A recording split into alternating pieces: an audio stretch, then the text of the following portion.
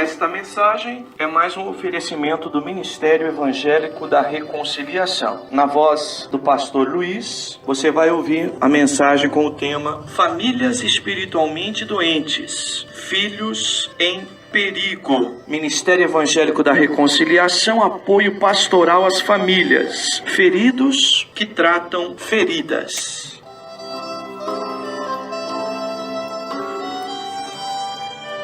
Famílias espiritualmente doentes, filhos em perigo. Nós vamos ler o texto de 2 Reis 7, capítulo 7 de 2 Reis, versículo 1 a 20. Diz assim a palavra de Deus. Então disse Eliseu: ouvi a palavra do Senhor, assim diz o Senhor, amanhã, quase a este tempo, uma medida de farinha haverá por um ciclo e 2 medidas de cevada por um ciclo à porta de Samaria. Porém, um capitão em cuja mão o rei se encostava respondeu ao homem de Deus e disse: eis que ainda que o Senhor fizesse janelas no céu, poder-se-ia fazer isso. E ele disse: eis que o verás com os teus olhos, porém daí não comerás. E 4 homens leprosos estavam à entrada da porta da cidade, os quais disseram uns aos outros: para que estaremos nós aqui até morrermos? Se dissermos: entremos na cidade, há fome na cidade, e morreremos aí. Se ficarmos aqui, também morreremos.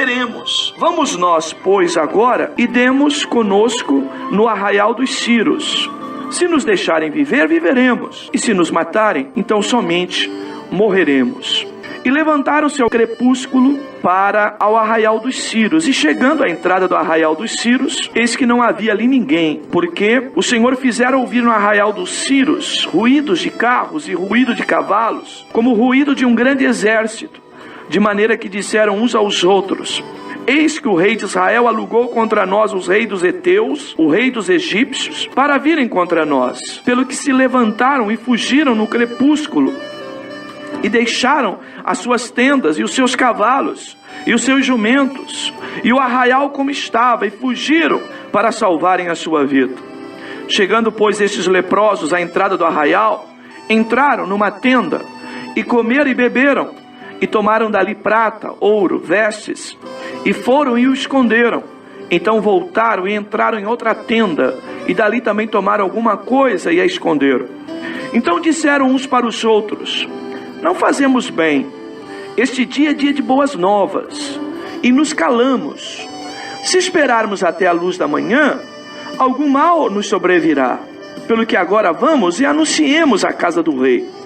Vieram, pois, e bradaram aos porteiros da cidade, e lhes anunciaram, dizendo: fomos ao arraial dos Círios, e eis que lá não havia ninguém, nem voz de homem, porém só cavalos atados e jumentos atados, e as tendas como estavam dantes. E chamaram os porteiros, e estes anunciaram dentro da casa do rei. E o rei se levantou de noite e disse aos seus servos: agora vos farei saber o que é que os sírios nos fizeram. Bem sabem eles que esfaimados estamos, pelo que saíram do arraial a esconder-se pelo campo, dizendo: quando saírem da cidade, então os tomaremos vivos e entraremos na cidade. Então um dos servos respondeu e disse: tome-se, pois, 5 dos cavalos do resto que ficou aqui dentro, pois toda a multidão dos israelitas que ficaram aqui de resto terá a mesma sorte da multidão dos israelitas que já pereceram. Enviemos e vejamos. Tomaram, pois, 2 cavalos de carro, e o rei os enviou após o exército dos Círios, dizendo: ide e vede. E foram após eles até o Jordão. E eis que todo o caminho estava cheio de vestes e de aviamentos, que os Círios, apressando-se, lançaram fora. E voltaram os mensageiros e anunciaram o rei. Então saiu o povo e saqueou o arraial dos Círios. E havia então uma medida de farinha por um ciclo, e 2 medidas de cevada por um ciclo, conforme a palavra do Senhor na boca do profeta. E puseram o rei à porta o capitão, em cuja mão se encostava, e o povo atropelou na porta, e ele morreu, como falara o homem de Deus. O que falou o rei, descer a ele. Porque assim sucedeu com o homem de Deus falar ao rei, dizendo: amanhã, quase a esse tempo, haverá 2 medidas de cevada por um ciclo, e 1 medida de farinha por um ciclo à porta de Samaria. E aquele capitão respondeu ao homem de Deus e disse: eis que, ainda que o Senhor fizesse janelas no céu, poder-se-ia isso fazer conforme essa palavra? E o homem de Deus dissera: eis que o verás com os teus olhos, porém daí não comerás. E assim lhe sucedeu, porque o povo o atropelou à porta, e ele morreu. O texto que acabamos de ler e de ouvir coloca de maneira clara duas coisas muito importantes. Fala dos prejuízos vividos pelo povo de Israel e o prejuízo provocado por duas ações, por dois motivos. Primeiro, o esfriamento na fé e na confiança em Deus. Segundo, o afastamento do conselho e orientação de Deus segundo o seu concerto pré-estabelecido.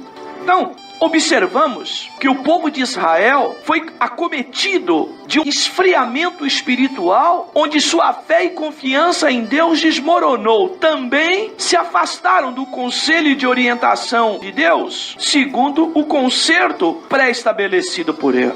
Da mesma forma, eu quero chamar a atenção dos nossos ouvintes que o crente deve ficar atento à sua vida espiritual para não ocorrer e não viver os prejuízos que foram vivenciados pelo povo de Israel em razão de seu esfriamento na fé e seu afastamento do conselho e orientação de Deus. A fé e a obediência a Deus devem ser preservadas ao longo da vida espiritual, porque se assim não for, correremos o risco de ter que administrar sérios prejuízos que, além dos espirituais, passarão pelos físicos, pelos pessoais, pelos prejuízos familiares, pelos prejuízos sociais, pelos prejuízos de saúde, pelos prejuízos profissionais e assim sucessivamente. Além do mais grave, é lógico, o perigo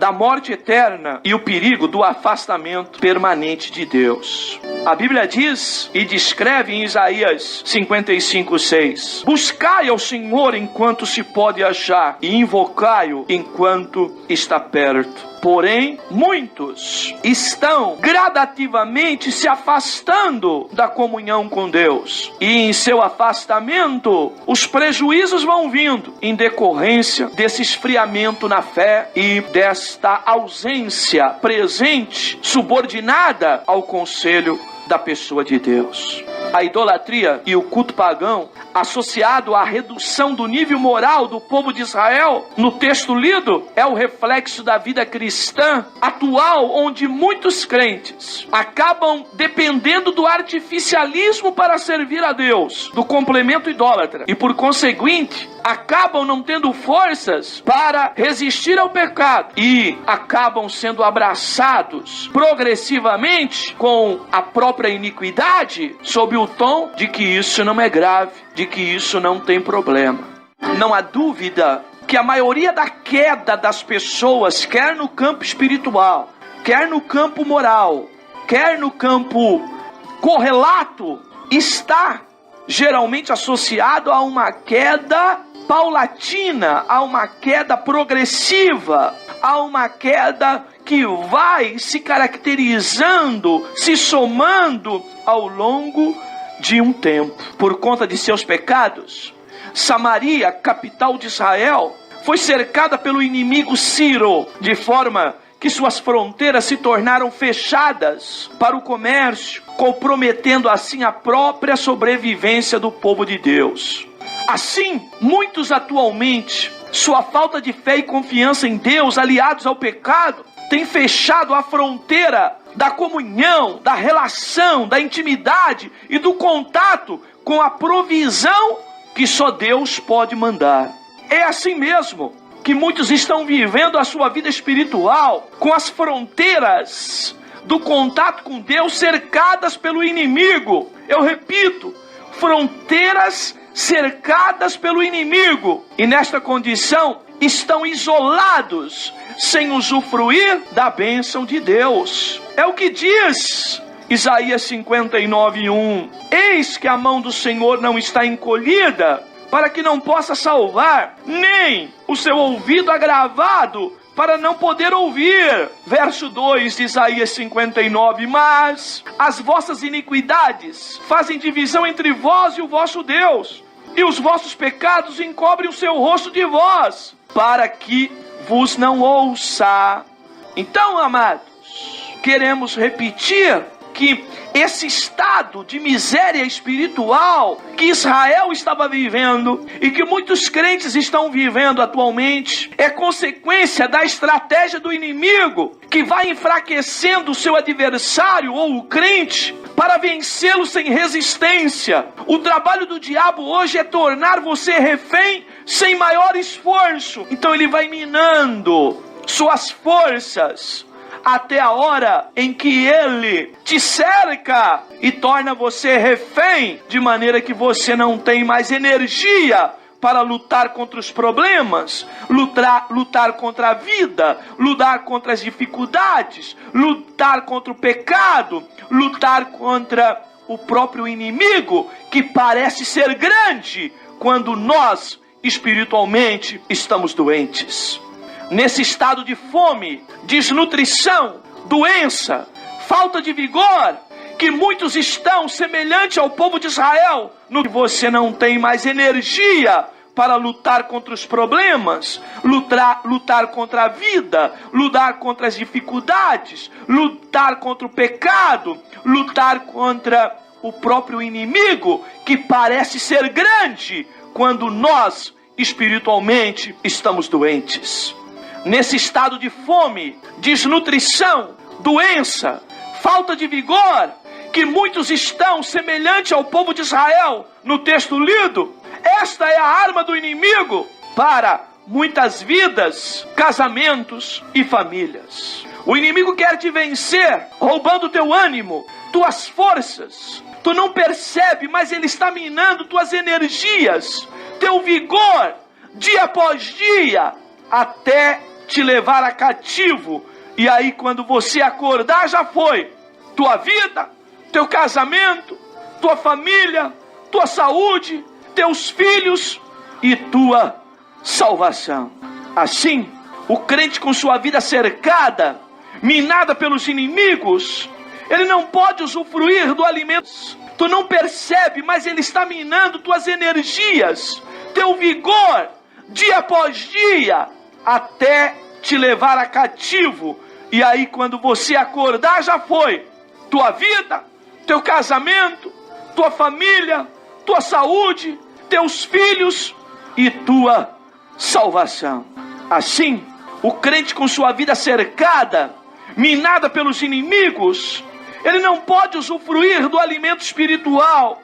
A comida espiritual não tem chegado até você, porque o inimigo tem cercado, de maneira que você não consegue mais buscar a graça, a sabedoria, a bênção da pessoa de Deus.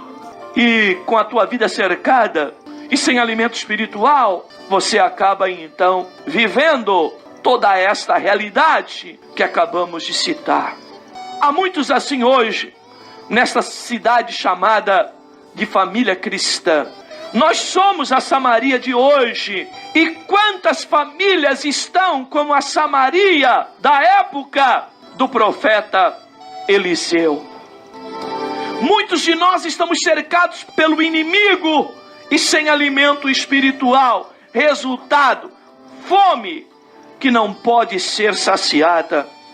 Mas Deus tem um desejo de promover uma virada, tem desejo de promover uma mudança na tua vida.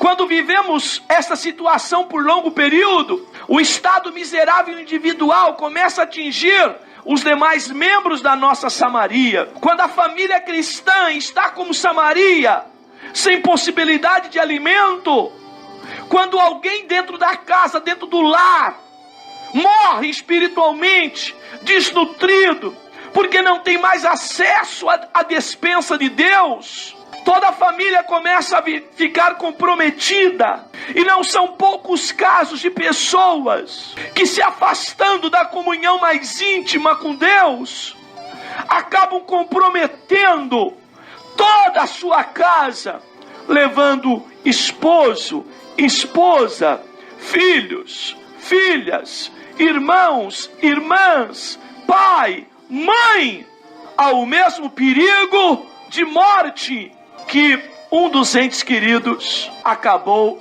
decidindo por omissão espiritual e acabou então colocando todos os demais membros da família no mesmo risco da condição espiritual dele. O inimigo tem promovido este cerco na vida das famílias, de maneira que o alimento que vem da parte de Deus e que Deus pode oferecer às famílias não tem chegado. É declínio no afeto, é perda do referencial do amor, é falta de respeito, é a desconfiança, é a insegurança, é a falta do perdão, é as agressividades, são as atitudes inconsequentes que têm sido a marca registrada da fome e da vida espiritual desnutrida de muitos doentes espirituais dentro das famílias e que vai alcançando até as crianças e os filhos em geral. Então, repito o tema da mensagem: quando a família espiritualmente está doente, os filhos estão em perigo. A nossa fome de Deus, ou a nossa ausência de fome de Deus, a desnutrição espiritual que estamos vivendo em família, com a ausência de tantas coisas que somente Deus pode alimentar, de princípios de sentimento, de princípios de moral e ética, tem levado os filhos ao sacrifício. Pais, maridos e esposas, muitas das vezes têm decidido por uma linha de pecado, sem qualquer compromisso de que seu referencial poderá levar seu filho e sua filha a andar o mesmo caminho imoral, ilícito e espiritualmente destruído e doente, como muitos estão vivendo. O canibalismo espiritual é aquele em que eu devoro meu irmão para sobreviver. E muitos hoje estão praticando o canibalismo espiritual, quando saindo da vontade de Deus, se constitui de modelo e de exemplo negativo para os próprios filhos. A Bíblia nos fala que Israel vivia uma fome tão grande, em que as coisas estavam muito caras, muito caras, muito caras. Tudo estava muito caro lá em Israel. As coisas estavam num preço muito elevado. É o que nós vamos ler em 2 Reis 6, 24 até 33, quando observamos que Samaria foi cercada pelos sírios. A coisa estava feia no verso 25 de 2 Reis 6, e diz que houve grande fome em Samaria, porque eis que a cercaram até que se vendeu uma cabeça de um jumento por 80 peças de prata, e a quarta parte de um cabo de esterco de pombas por 5 peças de prata. Então há um conceito básico em economia que diz: muita demanda ou muita oferta e pouca procura, o preço é menor, o preço cai. Se eu tenho muito produto e poucas pessoas estão procurando aquele produto, há uma tendência do preço cair, para que as pessoas se motivem a comprar. No caso de Israel, havia pouca oferta, não havia comida e havia muita procura, porque o povo todo estava passando fome, então o preço subia. Israel vivia esse exemplo: pouco produto, pouca comida, muita procura, preço elevado. Assim é na vida espiritual. Tudo fica caro e difícil quando o alimento não chega até nós. O custo sobe e o preço eleva-se. Quando não há alimentação espiritual, quando o crente não está de fato em contato com Deus e o alimento espiritual está vindo com naturalidade para a sua vida, quando o crente fica desnutrido espiritual, fica difícil ir até o culto. Quando nós estamos vazios, não queremos nem ir ao culto. argumento falso alguém dizer que não foi o culto, mas está cheio do Espírito. Porque quem fica cheio do Espírito, quem está cheio do Espírito quer ir ao culto. Então quando está desnutrido espiritualmente, é difícil ir ao culto, fica caro. É difícil orar fica caro. É difícil dizer eu te amo, porque fica caro. É difícil tolerar os outros, é caro. É difícil a condução para chegar na igreja, fica caro. Meu trabalho me impede de servir a Deus, é caro servir a Deus, porque eu estou desnutrido, o produto não está chegando até mim, estou sem carro, é caro, o pastor não tem palavra, é caro, os presbíteros são repetitivos e cansativos, é caro, os professores de escola bíblica dominical não sabem nada, é caro, o culto de estudo é muito vazio de Deus, é caro, a igreja que eu quero ir é fora de mão, fica caro chegar na igreja. O preço é alto para aquele que está desnutrido. Meu filho não para no culto, é caro. O culto passou 15 minutos, é caro. É muito dispendioso ir à igreja no domingo 2 vezes, fica caro.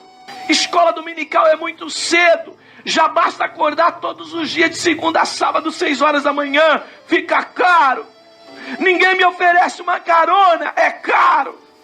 Chegar atrasado, nem pensar, ou tudo ou nada, fica caro servir a Deus. O pastor é muito chato, sem amor, tem palavra muito dura, fica caro servir a Deus. Fica caro servir a Deus quando falta alimento na minha porta espiritual. Tudo fica difícil quando há muita procura e pouca oferta. Assim estava o povo de Samaria. Se nós formos lá por versículo 25 que lemos do capítulo 6, mostra o extremo da situação do povo. Parte de um animal imundo. Estamos falando da cabeça de um jumento.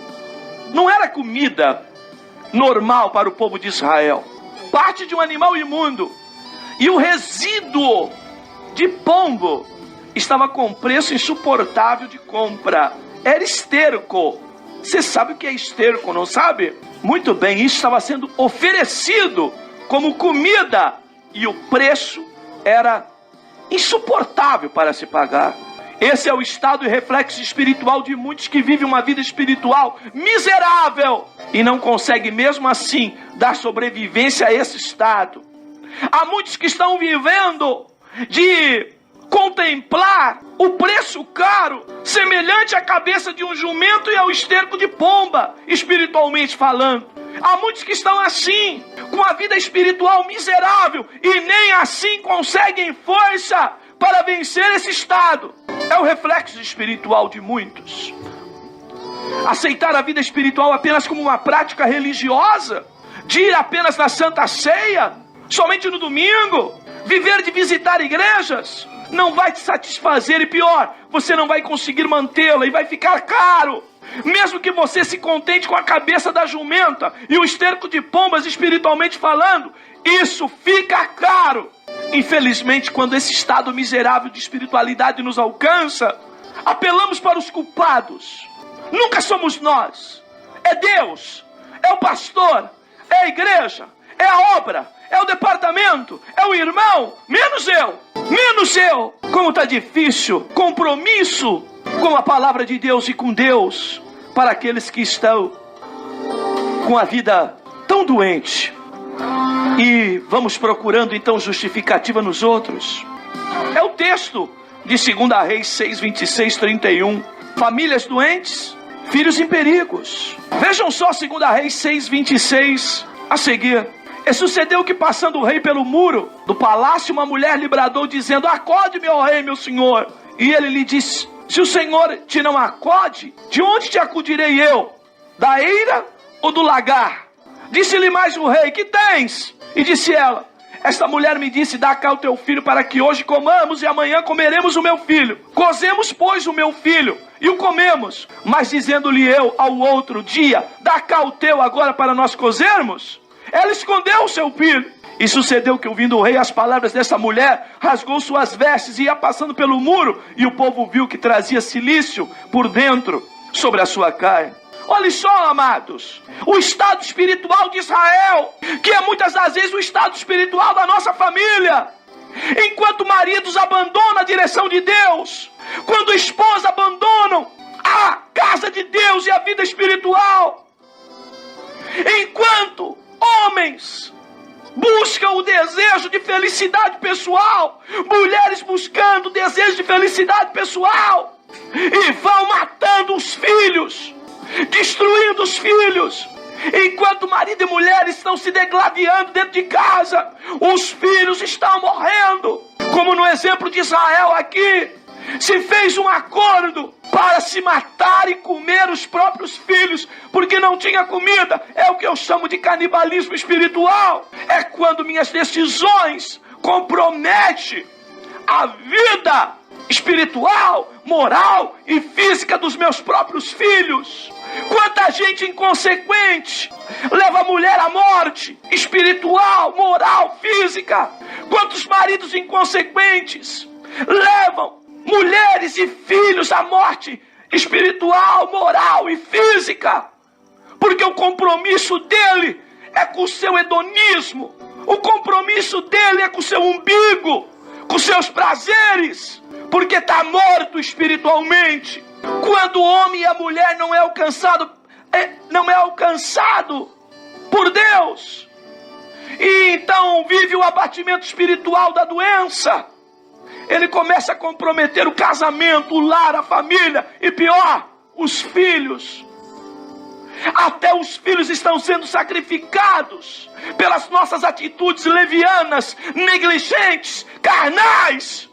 Não espere que seus filhos sejam sacrificados pela sua falta de atitude, pela tua falta de ânimo, por tua anemia espiritual, pela tua falta de vigor, por tua dificuldade de se alimentar. Há comida fora desse cerco que você está, mas você precisa pedir para que Deus ponha o inimigo que cercaram a tua casa para correr. Há alimento espiritual fora dessa redoma que você está.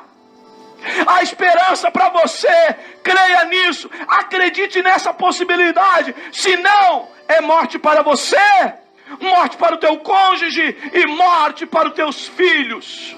Que pena quando esse estado alcança a família. Até o rei veste de modo miserável. É o estado de muitos reis em Samaria. Vida espiritual de aparência, veste real por fora e miséria por dentro, miséria por baixo. É tempo, amados, de despertarmos. Mas o rei, quando ouviu tudo isso, colocou a culpa no homem de Deus. Há muitos vivendo uma miséria em família e colocando a culpa na igreja, no homem de Deus. Irmãos, ainda que o homem de Deus saia fora da direção de Deus, e ainda que a igreja saia fora da direção de Deus, isso não justifica a tua situação espiritual, porque nós temos acesso direto a Deus. Quando o rei contemplou o estado deplorável do seu povo, que matava seus próprios filhos para comer, negociava os seus próprios filhos, em vez de falar para o filho, filho, me mata e come da minha carne, eles matavam o filho para se alimentar. É o egocentrismo, é o egoísmo de famílias, de casamentos e de lares, aonde eu mato os filhos para manter a minha vida do jeito que eu quero. Por causa da fome e miséria que estava no meio do povo, o rei mandou matar o homem de Deus. Amados, é o que diz o verso 31, ele diz: assim me faça Deus outro tanto, se a cabeça de Eliseu, filho de Safate, hoje ficar sobre ele. Está aqui. Matar o homem de Deus significava: a culpa da miséria que eu estou vivendo é de Deus. Não culpe o homem de Deus e nem o teu Deus pelo teu estado. Não culpe. Não mate o homem de Deus por causa da tua miséria, por causa da tua doença espiritual. Converta-se, arrependa-se. Há muitas Samarias hoje matando os homens de Deus. São pessoas que voltam-se contra os pastores como forma de amenizar suas responsabilidades. são os que erram e que pecam e se justificam caluniando, difamando os outros. Mas se o homem de Deus que manda matar é homem de Deus mesmo, aí só mata se Deus permitir, se Deus quiser. Lá em Samaria, apesar da falta de fé do povo, apesar da idolatria, apesar do desvio moral da nação, havia homem de Deus de verdade. E quando há homem de Deus de verdade na cidade, na casa, na igreja, há palavra, e onde a palavra tem comida, e onde tem comida tem livramento, tem festa, tem avivamento, tem libertação. Há homem de Deus nessa terra. A Samaria de hoje, a chamada família cristã, há homens e mulheres, servos e servas de Deus na igreja atual. E quando há homem de Deus, a palavra de Deus se cumpre, o alimento chega até o mais cercado pelo inimigo, a fome é saciada, o inimigo corre, há barulho do céu, o cerco cai, o preço abaixa e o prazer de comer é resgatado. Aleluia! Mas o incrédulo, o avesso, o contrário, aquele que blasfema, morre. Quando Deus fala, o improvável acontece. E há quem coloque dúvida na vitória que é estabelecida, decretada por Deus através de seus instrumentos. Quando Deus fala, o improvável acontece. O milagre surge, a realidade muda, a comida chega, o inimigo corre, o vento sopra, o ruído de cavalos e grande exército afasta o inimigo, porque Deus é especialista em mudar situações. E a miséria do povo de Samaria e de Israel foi alterada e mudada quando o rei quis matar o homem de Deus. O homem de Deus não matou ele em o nome do seu Deus, fez a vida voltar, a possibilidade de viver voltar para aquela terra. Deus muda situações. Não tinha comida, se matava filho para comer, o preço subiu, tudo ficou caro. O que aconteceu? Culpa é de Deus. A culpa é de Deus. A culpa é de Deus. A culpa não é de Deus. A culpa é tua.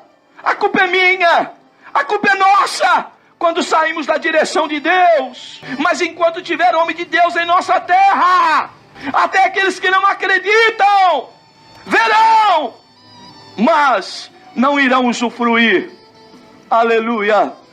Quando Deus muda situações, os leprosos se arriscam, os doentes se alimentam, os excluídos são beneficiados, os marginalizados são portadores de boas novas. E foi assim o que Deus fez. Não precisou abrir janela do céu, não. Aleluia.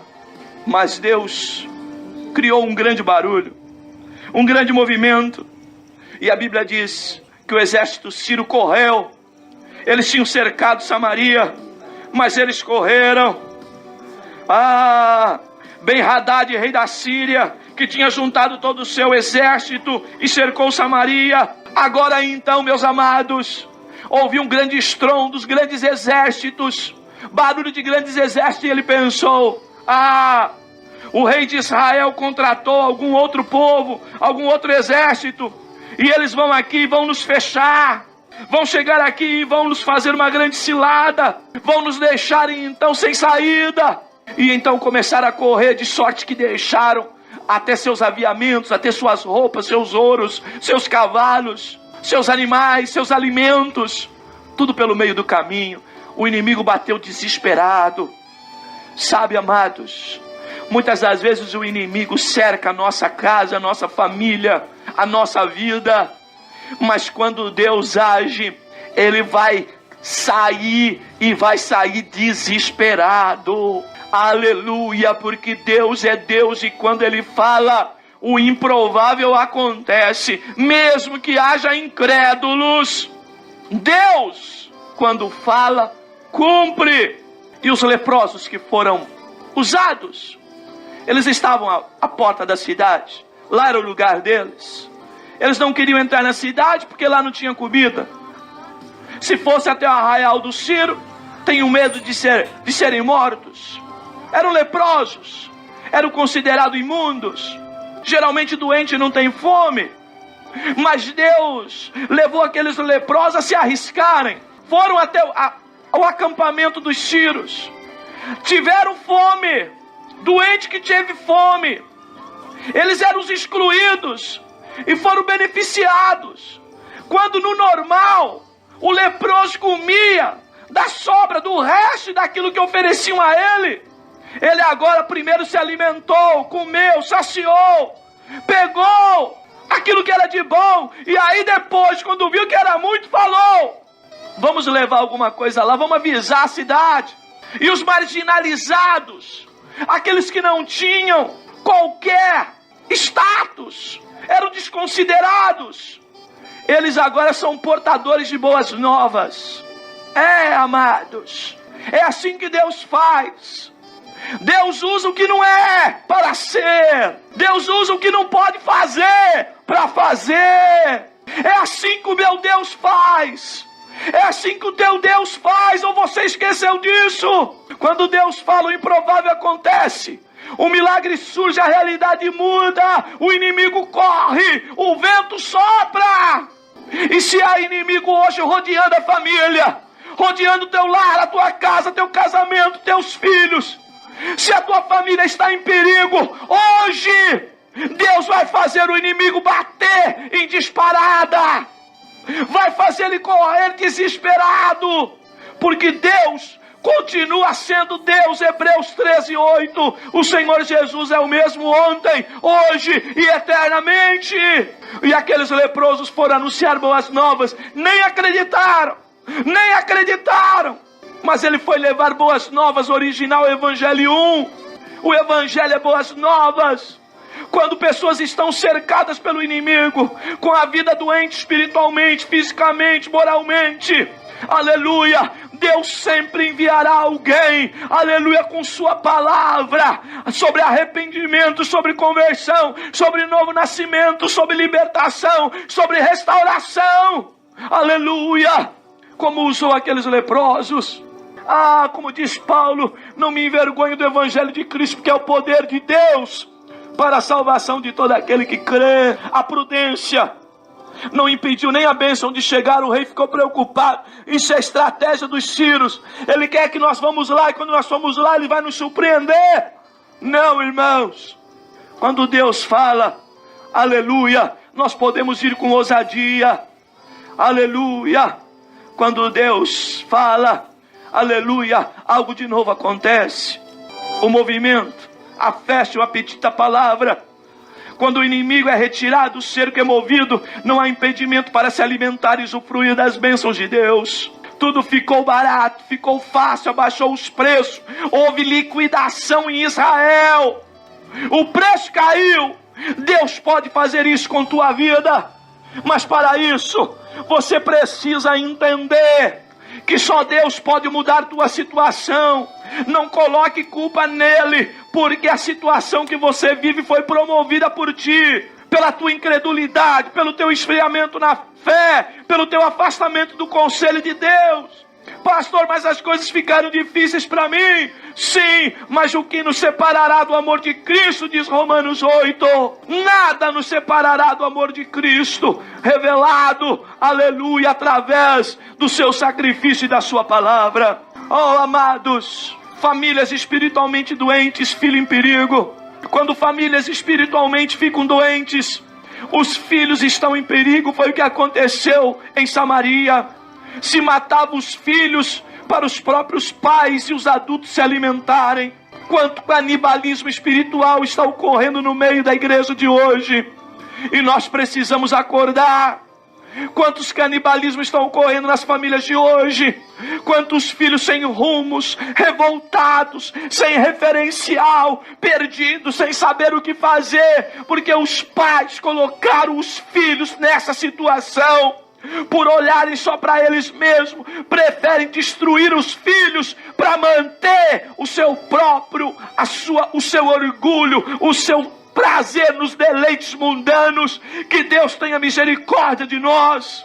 Mas, ainda que o pecador cego coloque a culpa em Deus, ou no homem de Deus, pelaquilo que está acontecendo, quando há homem de Deus, enquanto não houver arrependimento e as evidências de destruição e morte continuarem acontecendo, Deus vai continuar matando, destruindo, para que você veja que Ele é Deus e que você é um miserável pecador. Se arrependa, para o bem dos teus filhos, para o bem da tua casa, para o bem da tua família. Volte-se para Deus.